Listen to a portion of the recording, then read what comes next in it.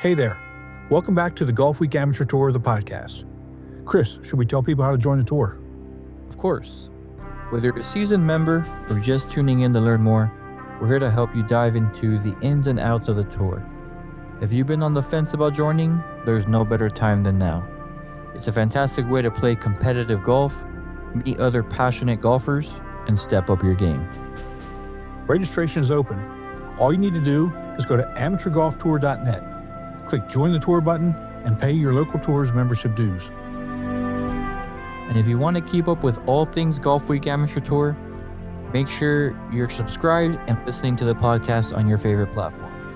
Don't forget to download each episode, share it with your golf buddies, and if you're enjoying the show, drop us a like and a review. Your feedback helps us grow the community and reach more golfers just like you. Thanks for tuning in. Now let's get into today's episode. Chris, welcome back. It's not happy. I'm happy to see you and happy to be back here, but I've got a sour taste in my mouth, and it'll probably be sitting around for a little while. It will. It was a tough weekend to watch. You hate to see it. You hate to see what the crowd kind of boiled over to. And we got to wait another 2 years to get a little crack at it again. Yeah. I don't like it.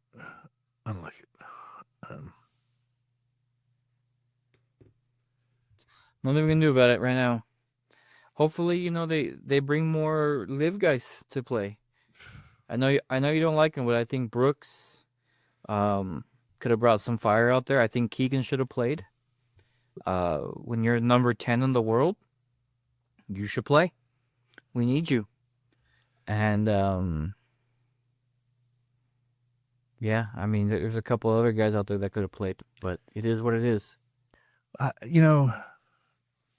don't know.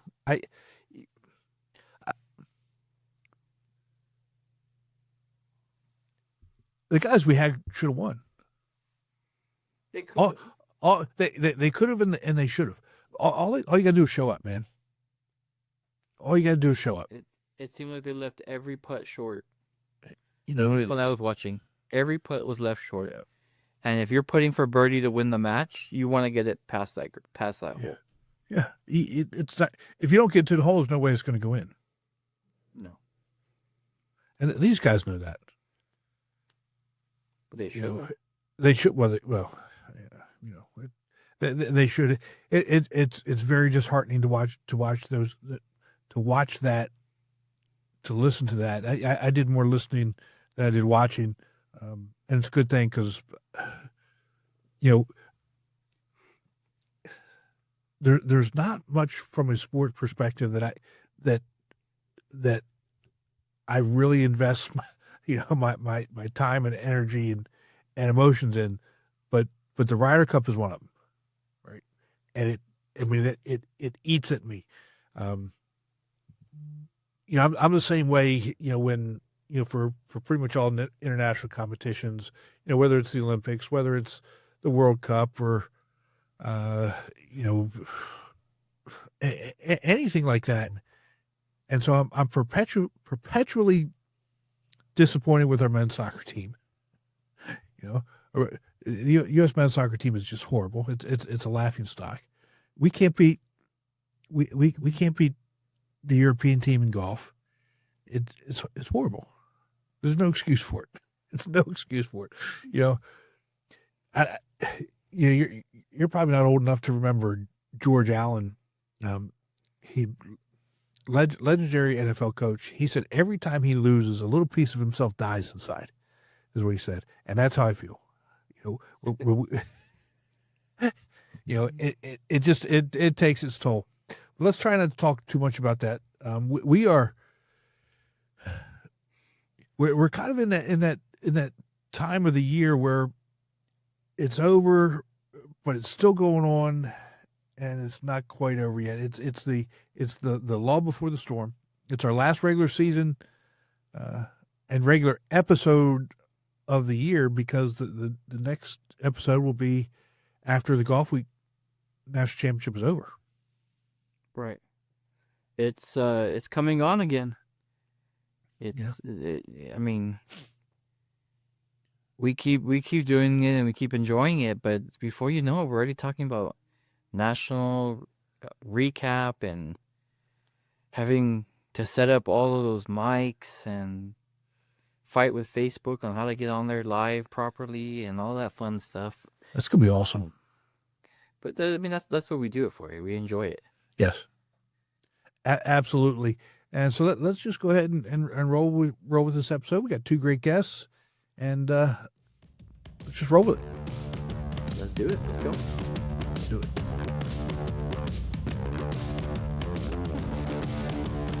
Ladies and gentlemen, Golfweek Amateur Tour proudly presents Golfweek Amateur Tour, the podcast, talking about all things Golfweek Amateur Tour, including interviews with tour directors, players, and course professionals. Now here are your hosts, Tim Newman and El Paso Las Cruces Tour Director, Chris Rocha.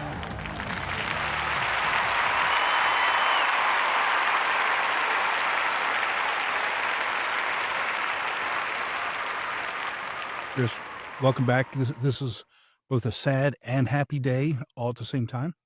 Right. Our last regular episode of the 2025 Golfweek Amateur Tour, Senior Amateur Tour season. That's what, 3rd season in a row? 3rd season closed? Yeah, 3rd, 4th, 5th, whatever it takes. You know, we'll be doing this for a while, I think. I think so too. So your bags packed? You ready to go? No, they're not packed. Yes, I'm ready to go. I'm gonna start doing some crazy things and waking up a little bit earlier just to get my body used to the time change. Because I did get my email from Dennis, after you do an event recap, and he did say, see you in a few weeks to defend your tour Directors Cup and compete very high in the B Flight Nationals. So that got me a little pumped and ready to go. Well, I'm not sure if that means he has faith in you or not. He said to compete very high, not, I think he has faith. Does he have faith? All right. He may not make another bet like he did last year, but at least he has faith. Well, we'll see. I've got faith in you. I know you do. As long as you get to the first tee one time on Friday morning, I got all the faith in the world. I'm pretty sure I will. Okay. Well, I hope so. We'll find out. Well, I'm still very upset about what happened this past week, with Ryder Cup. It's something that truly it eats at me, and it's a deep down inside bothers me, deep down inside. Yes. We just completely failed to show up on Friday and Saturday. Yes, completely agree. I actually had an event during the last 2 days, and we came in. I think the second group had maybe 6 holes to go, and seeing all that red was encouraging. But seeing enough Ryder Cups, you know that it's pretty slim to come back from a lead like that, especially when they already had a half a point without even any balls in the air, with the injury. So, I was saying I wouldn't be surprised if Europeans said 10 other guys were injured and can't play, and then they automatically win because all those half a points would have counted for a victory. I know.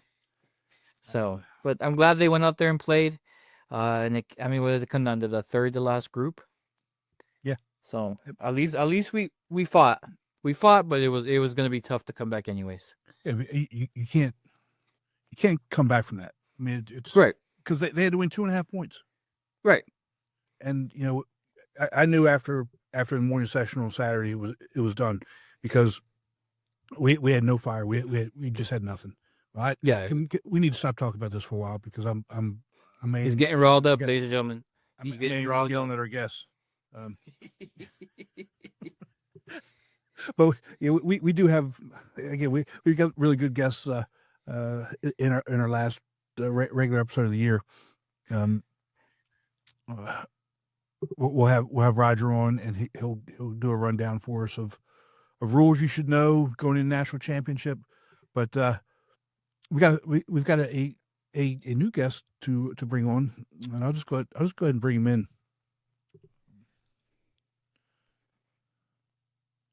Come on. We've done this before, we swear. I know. There we go. All right. We got Drew Flavell from the Jacksonville Tour. Drew, welcome to the show, bud. Thank you. Hey, Tim. Hey, Chris. How you guys doing? Doing great. Doing good. Doing great. That Ryder Cup, that's hard for me to watch, too. I'm right there with you, Tim. And it's, for the most part, this weekend I was in my office working, right? And so, the public couldn't hear me cussing and carrying on. But Sunday I was out in public and I had to keep it, kind of down. But it's to me, you got to at least show up, man. You got to try. Now I'm not taking away Tommy Fleetwood. I mean, he played the best 3 days of golf he's ever played in his life. Yeah, he made amazing putts. But Scotty Scheffler's group won, what was it, 3 holes in the first 3? Yep. Parents, that's unacceptable. Yep. Unacceptable. Scotty hasn't won a team event in the last 2 Ryder Cups. Nope. He's winless. Well, he beat he beat Roy head to head. He had to do. I mean, he does that on a week in, week out basis. He better. He just can't play with the team. Well, we got to get it together because we can't lose 3 in a row. That would be the end. So, Drew, let's talk about you, bud, because I'm upset, but Chris and I hadn't had a chance to talk about you, and we still have more to talk about. But I don't want to start yelling at you. You haven't done anything wrong yet. So, everybody, welcome Drew Flavell. He's with the Jacksonville Tour, and he's got an interesting business called the Golf Adapter Store. So, Drew, tell us a little bit about what you're doing. So I took ownership of the business about 5 years ago, 6 years ago, and we sell pretty much any golf adapter that you need for any of your clubs, ferrules, club head weights. It's all an e-commerce store, so it's all based off of our website or eBay, which will be presented. I'll be actually in person at Nationals, so I'll have a lot of this information out for everybody at registration for both regular and senior Nationals event. But basically, this is, I have a couple of them out. This is, where's my camera? This is a golf adapter. Some people are pretty familiar with them. Some people aren't. This is for a ping driver. It's just another variation. This is for a Titleist driver. So, I mean, we carry everything from Callaway to Strixon to Tour Edge. Any brand you need, we can either carry or we can get very easily. Say you break your club, whether on purpose or on accident.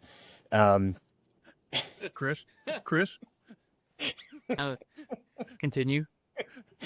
That obviously adapter is no longer, you can take it off, but 9 times out of 10, it's not reusable. So, getting an adapter for a new shaft, for new club head and all that stuff, we sell those direct to consumer. We sell them to wholesalers, club fitters, putting any money in the golf business. So we sell them direct to them through our website or just, through email or anything like that. And so I brought a couple, where's my one example? So this is what it looks like when it's actually on the shaft. This is just an old Nike one that I had laying around. So this obviously the club head would go on top of here then. And then you can adjust your lofts, your lies, your settings. It's different. Obviously, different brands have different ways of adjusting it, and some you can adjust more than others. It's all brand specific. And then this is obviously what it would finally look like at the end. There's your adapter with the club head, already on it. So this is, it's kind of really hard to see obviously, but this is in neutral right now. You can adjust it for a draw or for more of a fade, depending on your swing speed, your swing plane, and all those things. So that's the majority of our business. We also sell the fancy little colored ferrules, which are those little plastic things that kind of join the club head to the shaft. They're pretty much purely aesthetic, which, some people like to spend the money on it, which is fine. Look good to play good, so to speak. Oh yeah, I love it. It's just, it's, there's companies out there that now they make them where they snap around, where you don't have to take the club head off. But there's been, I've only ever tried it once, and there's just been a lot of bad reviews that I've seen, that they fall off, they break, they're not made well. I'm not trying to talk bad about them. It's just, unfortunately, to get where it's going to be right, you almost have to take the whole club head off. And, but I didn't take them out of the bag, but I've got colors like that for you Georgia or your Ohio State fans. Ooh. I figured you in Atlanta, so I figured, some red and black. But I've got pretty much almost any color you can think of, and if there's a color I don't have, I can get them custom made.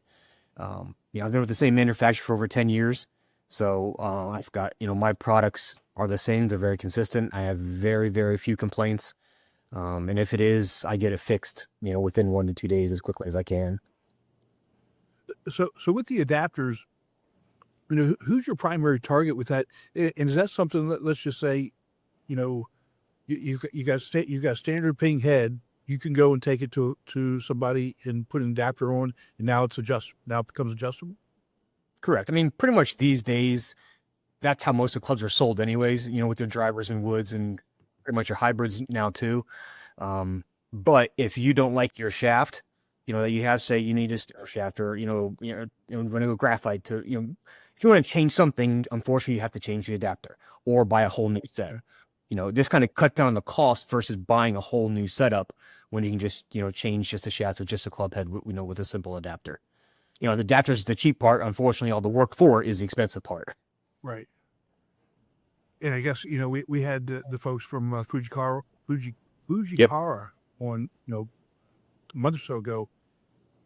And so hopefully we're going to get people, switch into those shafts, and hopefully they just go ahead and buy your adapters right there, right next to them. Yes, sir. But I don't know how much you looked into Fujikara and what they're doing.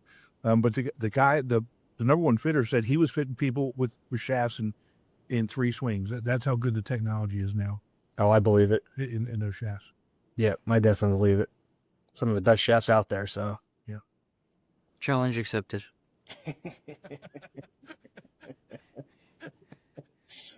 And we'll be on site during registration at Nationals on that Thursday, and then we'll also be set up Sunday afternoon at the closing ceremonies, and I'll have all my product on site. So have a probably special discount for the national tournament, and hopefully if people need to get set up during the off season, I've got the stuff to do it. Well, Chris, he may not ask you, but I know he's going to be looking for some burnt orange, ferrules. No, that was the next question, is if you can find me some burnt orange ones. I have burnt orange grips on my irons, and I would not be opposed to putting some on those. Good old Texas colors, huh? Yes, sir. All day, every day. I have some orange. It's for some reason it's a hard color to do. I don't know what it is about it, but I've asked several times, and they always give me the runaround. I'm like, it's not that hard of a color. Like, it's just dye. So colors of champions are hard to make. Oh my God. But look at these nice Ohio State ones I have. No. You're breaking up. You're looking a little blurry over there. So, Drew, how did you get involved in playing on the tour? Random Google search, believe it or not. It was 2 years ago. I was really fed up with, I was going out and playing with the guys, but it turned in just to, no, it wasn't really competitive. It wasn't, it was fun, but it wasn't competitive. And I have a very competitive nature. So I just randomly searched amateur tours near Jacksonville. And I think it was either the first or second one that came up in the Google search, and just looked more and more into it. Saw the sign up button. I think I signed up 2 days later, and that was just last year. So this is only my second season on tour. And I've enjoyed every tournament I've been to. I joined the Nationals last year. Yeah, I drive up to Hilton Head probably 3 or 4 times a year to play up there. So it's been very enjoyable. Well, you had a pretty good day on was it Saturday, Sunday? Saturday, yeah. Lakes? Yeah. 80? Yeah, I kind of I failed at the end, but that's all right. I was 4 over after 16 holes and ended up shooting an 80. That's all right. Yeah, it happens, but How'd you finish? tie for third. That's pretty good. Yeah, there you go. Mm-hmm.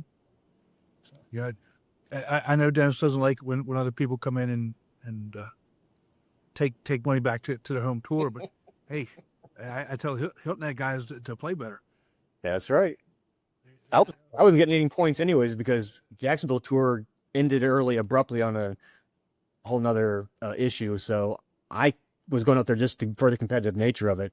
I know some of the guys that, getting ready for nationals, and I was just kind of doing the same thing. So it was a good day. So did you bring a few guys up? I think there's 3 of us from Jacksonville that came up. That's awesome. And Hilton Head Lakes is not a bad place to play. No, and especially being right there off of 95, it took me not even 2 hours to get there from my house. So yeah. So I guess you're north of Jackson. Yeah, I'm on the north side of Jacksonville. Awesome. So what's been your favorite course? Wexford Country Club in Hilton Head. Yeah, that's but you made a good choice coming up for that one. Yeah, I played in it both years, and it's definitely one of my favorite courses. Yes. What about down in Jacksonville? I got the chance to play Plantation. I mean, it wasn't a course on the tour. It's a private course down here. But on tour, probably Eagle Harbor. What do you like about it? Just the layout. There's challenging holes. There's blind shots. You kind of have to use every club in your bag. And I like that about a course. You have to think about a shot. Right. And so you just got bumped up, I guess, end the season into the B flight. So you're going to be.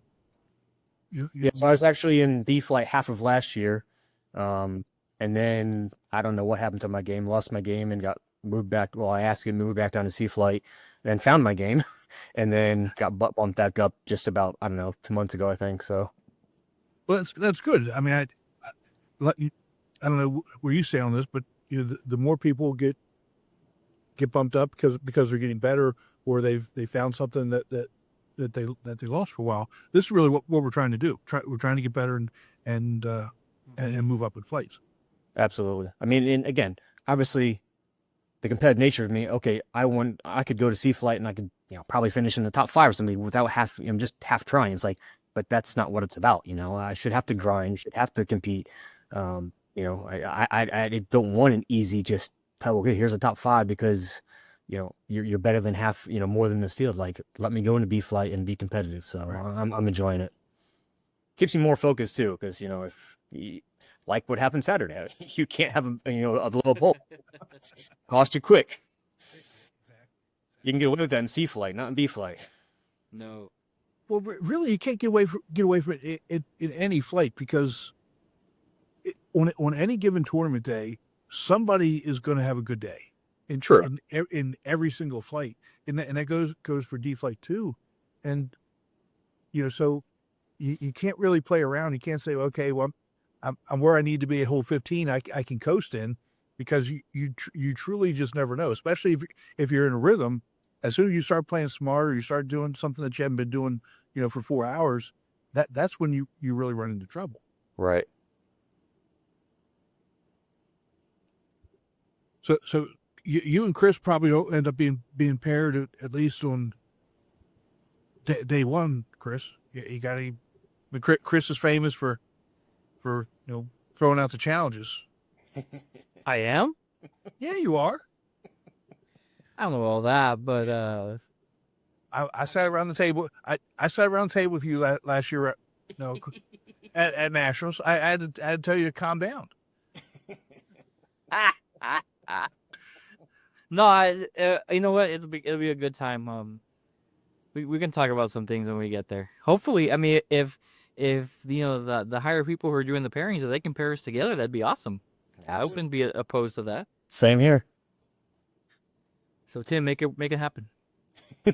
Yeah. Dennis, if you're listening, Well, Dennis actually does listen, and there are times when I say stuff, and he'll send me a text. He says, "Really, that's really what you want to do?" He's not wrong. Yeah, and just to double check that he is listening, but I know he always does, and yeah. Oh, I'm sure. he's been a big supporter of the podcast, and it's been his support has been phenomenal for us and our growth, which really when we started this again, it was more done to help you all as players and the tour, and we're wrapping up, like Chris said, 3 full years of it. It's been great. It's awesome. I appreciate you. Well, Drew, thanks so much for spending some time with us, and we will see you. You're going to be at registration, Yes. and then on Thursday with product, and you'll be there Sunday, and then as seniors, we're going to be broadcasting live on Thursday. So make sure you stop by and at least say hi. We'll get you on there as well. Absolutely. I appreciate it. All right, Drew. Take care. I'll talk to you soon, bud. Thank you, guys. Let's take a break from the show to hear about Srixon's ZX Mark II drivers. ZX Mark II drivers are for major players, major winners, major power. All new ZX Mark II drivers, only from Srixon. I just want to take a quick second to explain the next segment. We brought Roger in to do another segment of Roger's rules, and for whatever reason, the first time we did the interview, we lost all the footage. So we scheduled him again, and for whatever reason, again, the footage did not come through and was not usable. And just want to let everybody know that this segment we've played before, but it's still got really good information for you. And for the last 3 years, almost 3 years to date, we've been honest with you, and this is the first time in 3 years that we've done an interview that hasn't take or not produced let's just say a full episode. But with Roger, he always gives good information. So again, we've got a compilation of a previous interview going over some important things that you all need to know as we head into the national championship. We're looking forward to seeing everybody, and hope you enjoy the segment. Take care.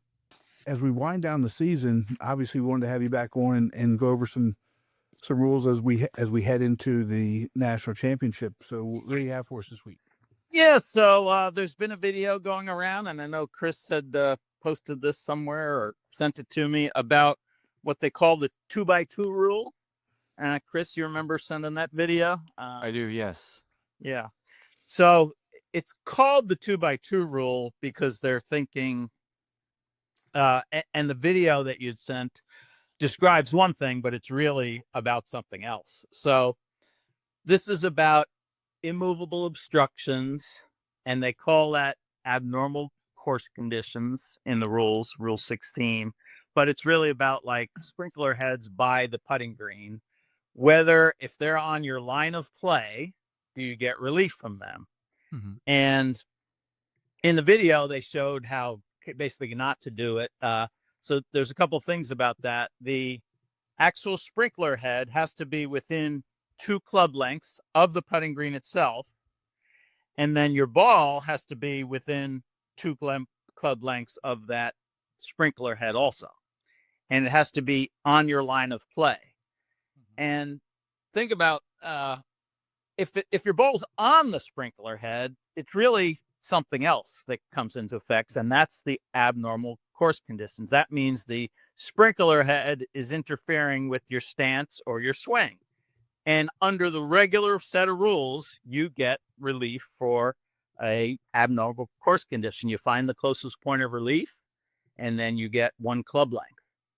But let's say on your line of play, that sprinkler head is right there, but it has no effect on your swing or your stance. And people are thinking, a lot of times this comes up pretty often, they're thinking, Well, I get relief, don't I? It's on my line of play. And under the normal, just the regular rules of golf, you do not get relief. That's not a regular rule. It's a local rule. And like I've always said in the past, local rules, there's so many of them.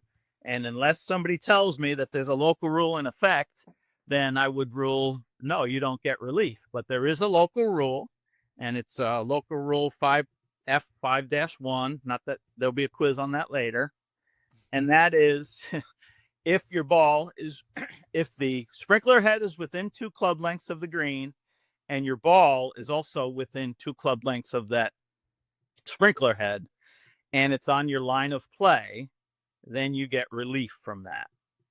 But you just got to remember that that's a local rule. It's not just automatic. And that's the biggest thing, that guys automatically think they get relief, and they don't, because it's not a local rule. And I'm honestly, I don't know on our tour. I mean, some tours may play that rule, and other tours, I mean, reasons. I'm not sure what you guys do on your tour, if you have that as a rule. No, Right. I hope other tours don't do it, but we do. Yeah. So it does come up, and it's the line of play. And you remember, there's not a whole lot of area there when you talk about that. That's within 2 club lengths. So if it's a sprinkler head on your line of play, out when you're pitching, you're not going to get relief for that. It's on your line of play. And the reason that is instituted is because if it's that close to the putting green, a lot of times the choices, a player will choose to putt the ball. And if you think if a sprinkler head is on that line, then that's definitely going to affect being able to putt it. So that's kind of why they put that rule into effect. And what you do there, when they were talking about 2x2, that the 2 is the within 2 club lengths of the putting green, and then your ball within that 2 club lengths. Not 2 club lengths away do you get to drop. That's what that video was showing. You again find your closest point of relief, and then you drop your ball, and you drop your ball from that spot, and that's your 2x2 rule. It's not 2 club lengths away. You don't drop 2 club lengths away, unless for some odd reasons 2 club lengths is the closest point of relief. Then yes, but that's normally not the case. So it's that's the 2x2 rule. Yep. So other than that one, I really just wanted to talk a little bit about things golfers can do in the off season, or things they shouldn't do also in the off season. I've mentioned to you guys that the starting point, if you want to learn a little bit about the rules, is to download the USGA Rules of Golf app. I think every golfer on our tour should have that. Almost ought to be what do you call it? A qualification of joining the Golfweek tour. Load that app to your phone. Maybe you guys could. It's free. It's easy. There's there's the app, and then there's an expert section which gives all the clarifications and all that stuff. And it's downloadable on all your phones, and it's pretty easy to use. It has all the rules. It has clarifications, and it pops up fast. There's a search bar in it, so like if you're not exactly sure what you're asking, you can put a search, put a couple of words in, and it'll come back with what they think you might be asking about. So that's the USGA Rules of Golf app.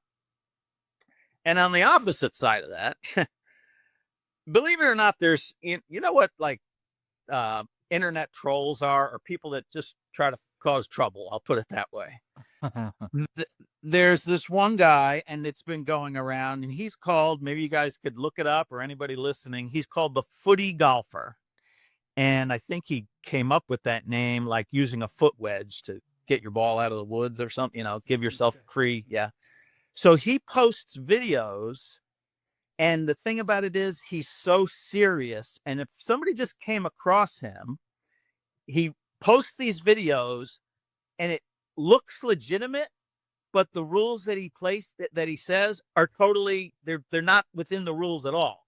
Like he'll say, do you know if you're in a penalty area and the grass is long, if it's longer than, say, your knee length, you get a free drop out of that penalty area, and you don't even have to drop the ball. You can place it.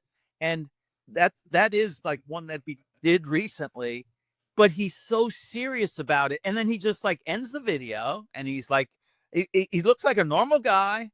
And then you just read all the comments and everybody's like, you don't know what the F you're talking about. This is not true. Why would you post it? And then, but he has lots of these. So, that's the other thing. I say, you got to be careful what you see on the internet is what I'm saying.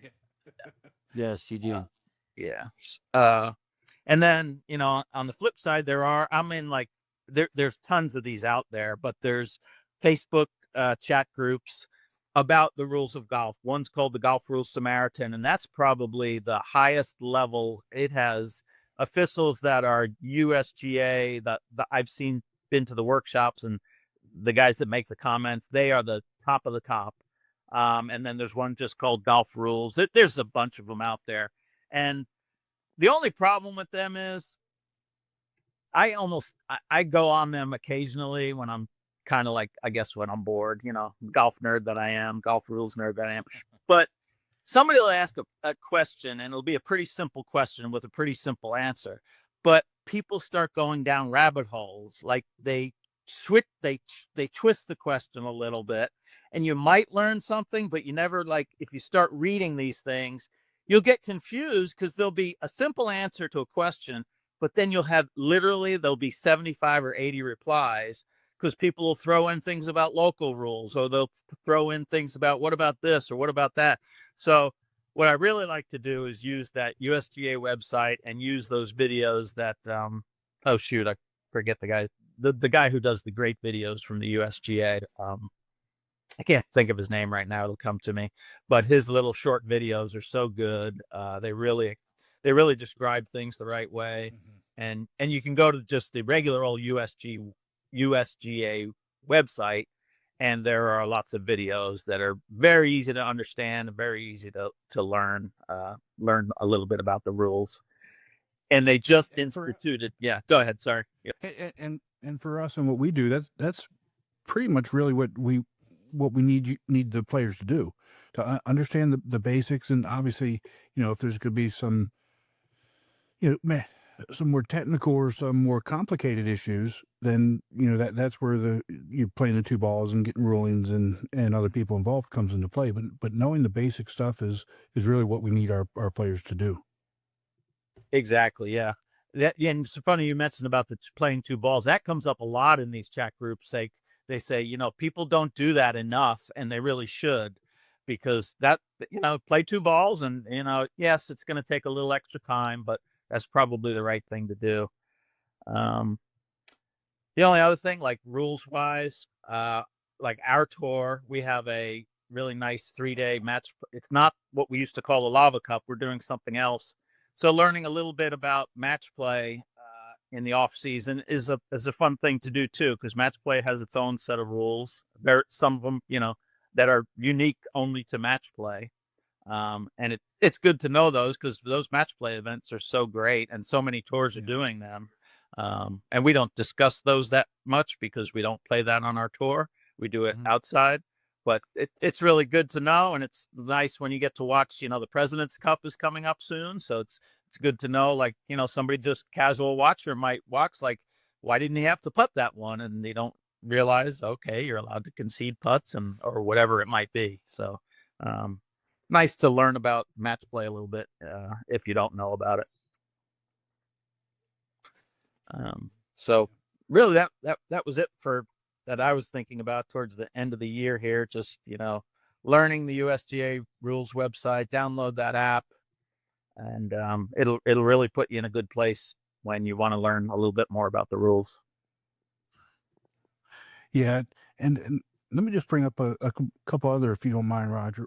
Yeah. With the Tour Championship that happened back at East Lake a few weeks ago, there were a couple of strange things that the committee did with making, playing the ball out of one fairway actually out of bounds. Oh yeah. Yeah. Can you talk about that a little bit? So the course can have internal out of bounds. So what they did, as I recall, they had a I think they said it was really for spectator safety. They said, what they declared was it was like the edge of a fairway. Anything past that was internal out of bounds, I think, as I recall. And a committee has a lot of options. Like, they can set many things, and the committee is the committee. They're the ones that set these rules. And I remember seeing about the out of bounds there, but on some courses, you could hit it all the way across the fairway and you'd still be in bounds. But as I recall, I think what they did was say they didn't want players to be, they were basically taking a shortcut. So they didn't want players to be taking a shortcut, like it was, let's say, a dog leg, and you could go, if you went the normal route of the course, you'd hit it out to the fairway and then turn right and hit it to the green. But they said, they didn't want players just driving it right through the turn or whatever. So they made an internal out of bounds where if you put it there, you're going to be penalty. You're going to be going out of bounds. That's how I recall it. And on my course, there's one of the courses I play, there's a sign right off the tee box. Players are not allowed to cut across this lake for fear, because there's a putting green to the right of the putting green of the hole that we're playing. And they're afraid people are going to get hit on this other putting green. So they make it a penalty that you can't cut across this lake. Basically, you have to hit straight to the fairway. And so then that actually came up in one of these golf rules chats. Well, how do you avoid that? And it came up that a lot of that has to do with the design of the course. Like, why did they make it so that you could drive over that? And the suggestions were, well, why don't they put up a fence next to the tee box so you can't cut across? And a lot of courses don't want to do that for the aesthetics of it. Doesn't look good. Mm-hmm. And then other courses were like, we put trees up there. We put a row of bushes, and that solved some of the problems. But like the course I'm at, they just put a sign up and said, you're not allowed to do it. So it's up to the player to, you police yourselves. So that's what I recall about that. I think now with the talent that players have, being able to think of routes like that and driving it, I don't think they were expecting that when they built the courses, and now they have to put these new rules in to kind of help with the, like I said, the aesthetics of the course and the way it's supposed to be played. Exactly. Yes, that's exactly what this one was reminded me of. Yeah. And then the other one was, so Heath Tagala called a penalty to himself because he thought he may have brushed the sand when he was in a sand trap. I thought that was kind of interesting because he wasn't even sure if he did it, but to play it safe, he called that penalty, and it cost him a few strokes, and it didn't cost him the tournament, but it did cost a couple spots in the money. Yeah, and that's it's up to the player to decide. It's the onus is on the player, and kudos to him for doing that. I do remember seeing that though, and other players, like, they never saw it, or it was even hard to see, like, in the video or anything, or I don't even know if they had the video. Yeah, but he said he did. So, and who knows, but good on him if that was the case. The regular golfer is going to be like, wow, that's just like, I'd never call that on myself, but that is the rule. So, you can take it, you can hit it in the backswing, but not while you're setting up for the ball or because it might, and the reason for that is they say it could improve your lie. If you put the sand down a little bit behind the ball, then it might be easier to hit the ball, that kind of thing. And so, a couple of pebbles of sand though, it's just, wow, that was a tough one. Yeah. Yeah. It probably cost them with that kind of money they were playing for in that tournament. It probably was tens of thousands of dollars. Yeah. Yeah, for sure. Yeah.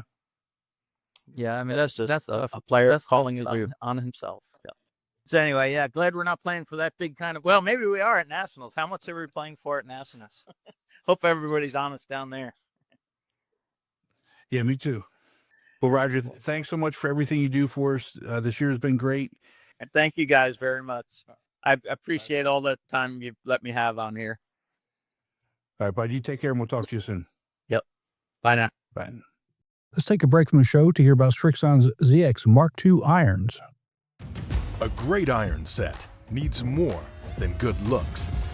It's gotta be fast and gotta be pure. But good looks never hurt either.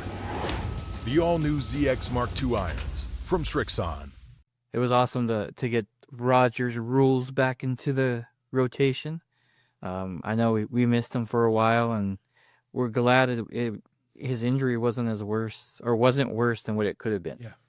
Yeah. Because especially with what he's told us now, with not wearing a helmet while he was riding, or allegedly not wearing one, that could have been pretty bad. So it's glad to have him back and clarify some of the little rules that might get overlooked at nationals. I mean, you have all these golfers out there. You would hope a handful of them would know all the rules, but just in case, we're here to get you covered. And there will be a quiz at... No, I'm just kidding. There won't be a quiz. But yeah, Ryder does really. He does a great job for us all the time, and the rules that he went over and brought up for us again. We talk about them at least once a year before national championship, and it sometimes for me it's crazy that people don't know some of the basic ones, and I get it, new golfers, this or what have you, but when you're coming down and you're playing in a competitive event, you really should be knowing some of the basic rules, and if you don't, make sure you ask. Yeah, for sure. Ask anybody.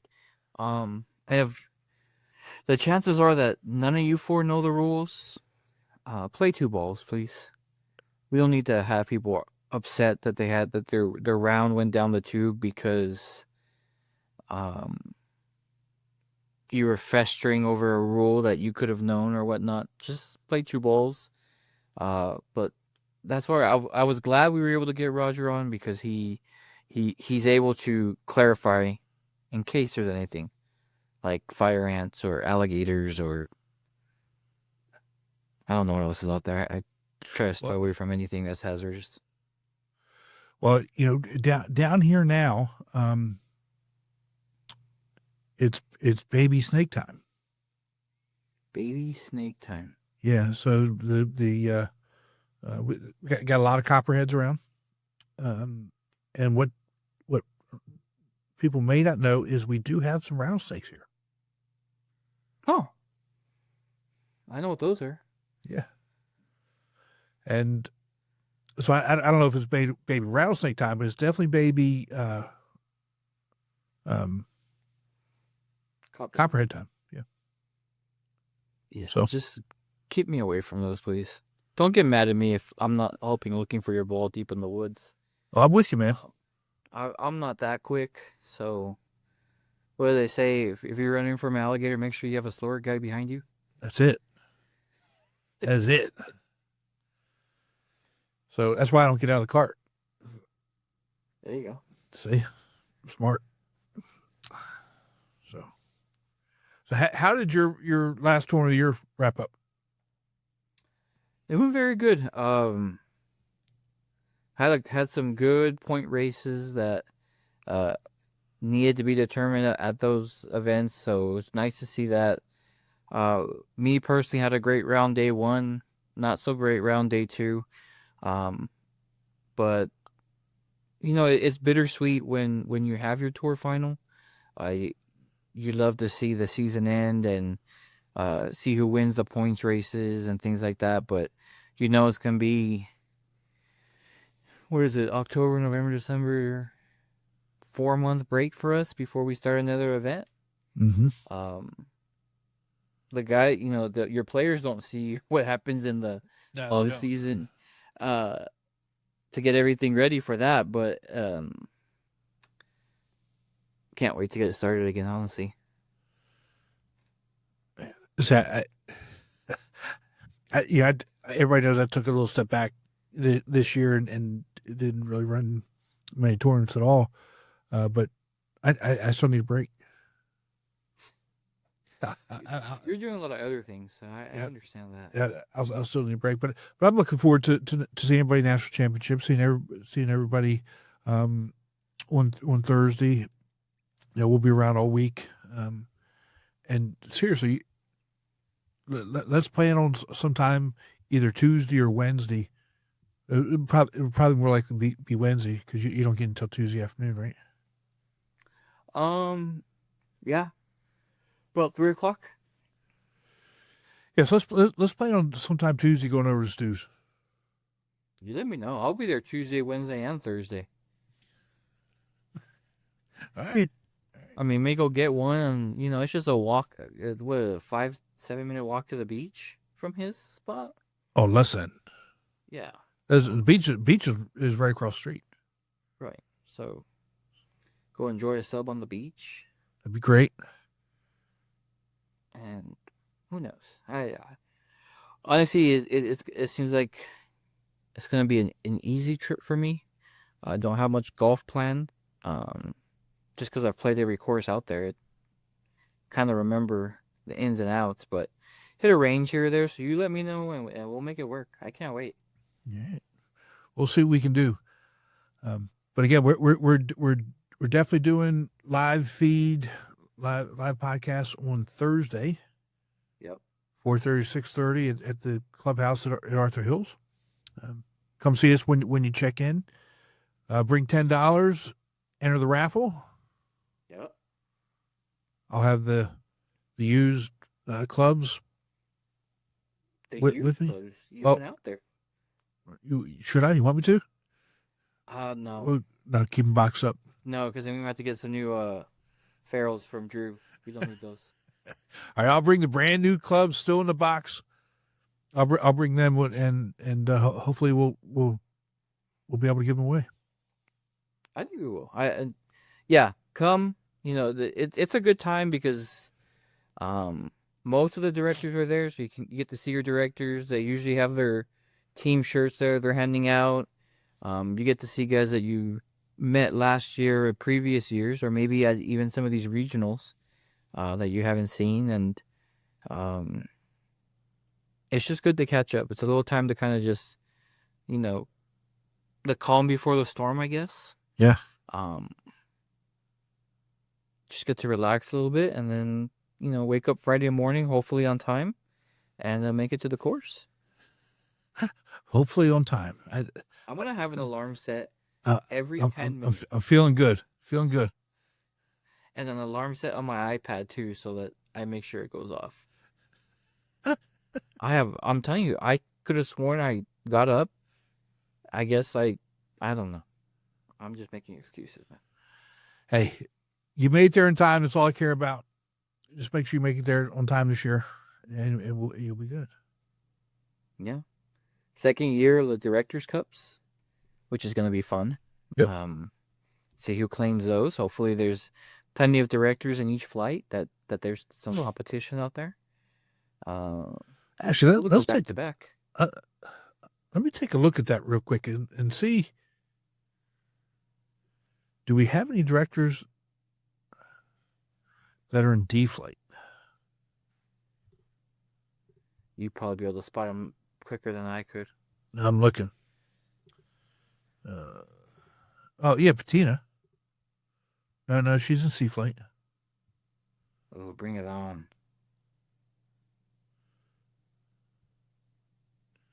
Let's see here. Who else?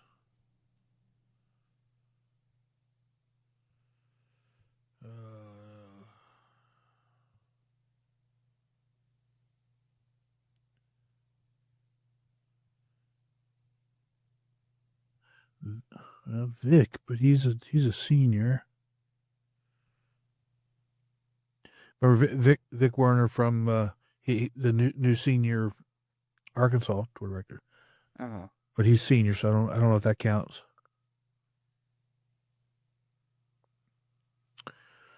Yeah, we do have some. Thompson from DC. So one for sure, Dave Phillips, but he's senior, so I don't know if that counts. DC. Well, it should count if they're playing in it. Yeah, but they're not Golf Week tour directors. That's what my question is. Oh, yeah, I guess I can see that. They could be. I mean, I just don't know.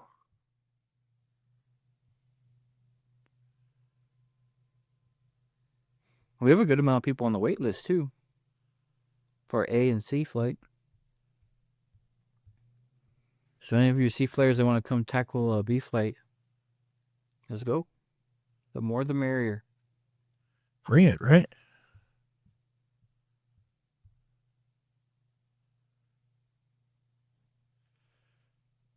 Well, okay, so unless I'm missing something, all right, and it's possible, unless I'm missing something, and that the senior tour directors aren't eligible for a golf week, then we already have a winner. Congratulations, Thompson. and again, I could be missing something, you know. So we'll see. There might be a last minute entry. Yeah, are there any D flight spots left? 2. No. 2? Yeah, 2. It's like two D flight spots are left. 2 C flight spots are left, and then a few B, and a little less than half of champ. So,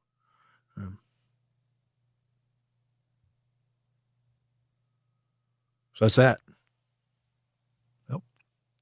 But I'm looking forward to it. Got a lot of good stuff going on.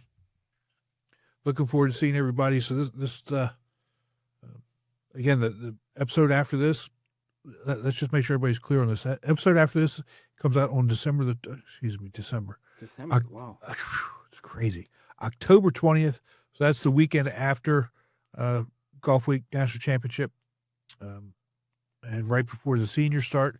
So we will put something out. Well, I don't know when something will come out. Something will come out, but it'll be. There's just no way for me to turn something over on Monday. Yeah, we'll have something available. I'll tell you what. Maybe we'll keep it a surprise. Let's maybe to seriously. Let's just say for sure next episode will be October 27th. That way we don't promise something and can't get it done. That just gives us an extra week. That's fair. And so next regular episode will be October 27th. And that'll more than likely be a wrap up of national championship and a brief look ahead to 2026 season. Yes, sir. And in no time at all, we'll be sitting right back here next year. Let's go fly by. Don't say that. Don't say that. Well, you know, granted, I'm ready to get this year by us. It's been a tough year. Yeah, been interesting and tough, and yeah. I don't want it to go by too fast. Yeah, but the quicker we can get through some things. High school next year? Seriously? You gonna be all right? Yeah. No. I'm not right now. Who's worse off, you or Diane? Probably Diana, but okay. I mean, you know, when as they get older, you remember what you went through. Oh, I do. So yeah. You've been there. You're a grandpa now. Yep. You're a pretty papa. awesome. Pops. Yeah, you look like a pops. Yeah. Okay. Don't get started. All right, but do me a favor, travel safe, and I will see you next week. That's 2 subs. You got it. All right, buddy. All right, brother. We'll talk Talk to you soon.